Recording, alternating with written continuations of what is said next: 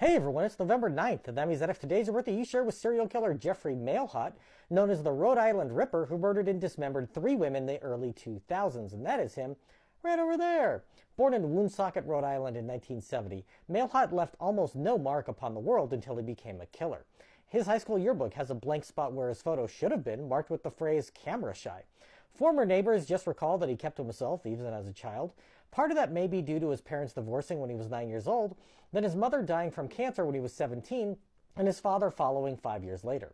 As he reached adulthood, he tried to forge a new identity for himself, working at a paper mill and using his funds to buy a Harley-Davidson motorcycle and leather jacket, but was rejected as a wannabe by other bikers.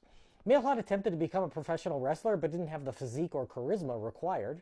His greatest joy was spending nights singing karaoke at local bars, but was generally ignored by other patrons. He moved into a quadplex where 2 units were vacant, and when his elderly neighbor died as well, he had the entire place to himself. That's when Mailhot began to do something to make himself stand out in all the worst ways possible. A former girlfriend recalls that he was rather moody and obsessed with cleanliness to a degree where she was afraid to touch anything in his apartment.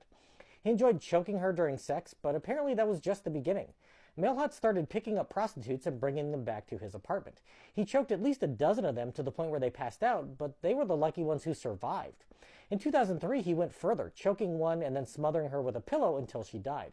He looked for a place to dump her body the next day, but thought every location he drove past was too risky. Remembering an episode of The Sopranos he had recently watched, he decided to use a handsaw to dismember the dead woman and throw away parts of her across multiple trash bins late at night. 14 months later, he killed again and killed a third time just 2 months after that. Both victims were cut up and disposed of in the same manner as the first.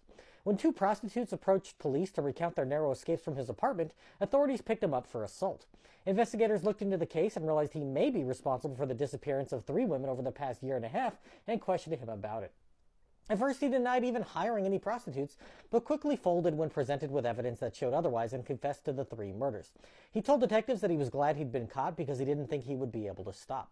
A forensics team was able to prove a mop in his house had been used to soak up the blood of his victims, and 2 weeks later they found a trash bag containing human remains in a landfill. Mailhot pleaded guilty to 3 counts of murder in 2006, being sentenced to life in prison, and will first become eligible for parole in 2047 when he is 77 years old. If this is your birthday, I hope you have a great day. Leave me a comment so I can wish you a happy birthday. If you know someone whose birthday it is today, send them this video so they can find out all about their birthday twin. And to Jeffrey Mailhot, I say, happy birthday, you bastard. It's fake spider web from Halloween.